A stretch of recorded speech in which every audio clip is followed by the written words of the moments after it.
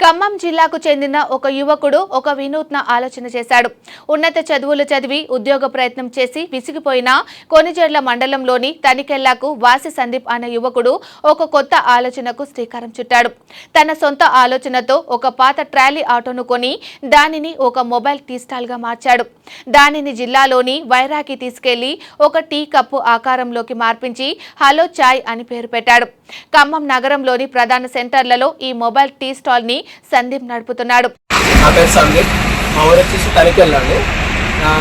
ఉద్యోగ ప్రయత్నాల్లో నాకు మా ఉద్యోగం దొరక్క ఏం చేయాలన్న ఆలోచనతో ఏదైనా కొత్తగా ఆలోచించి ఏదైనా మన కాల మీద మనం నిలబడాలన్న ఆలోచనతో ఈ విధంగా తయారు చేసుకున్నాను.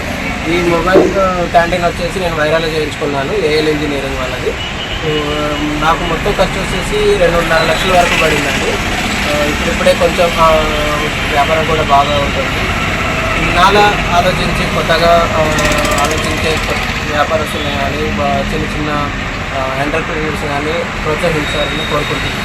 ఈ మొబైల్ టీ స్టాల్ తయారు చేయడానికి దాదాపు 2,50,000 రూపాయలు ఖర్చయ్యాయని అతను చెప్పాడు. తనకు ఉద్యోగం రాలేదని ఎవరిని నిందించడం లేదని, ఎవరి మీద ఆధారపడకుండా సొంత ఆలోచనతో ఈ మొబైల్ టీ స్టాల్ ఏర్పాటు చేసుకున్నానని తెలిపాడు. తమలాంటి యువతను ప్రోత్సహించాలని సందీప్ కోరుతున్నాడు.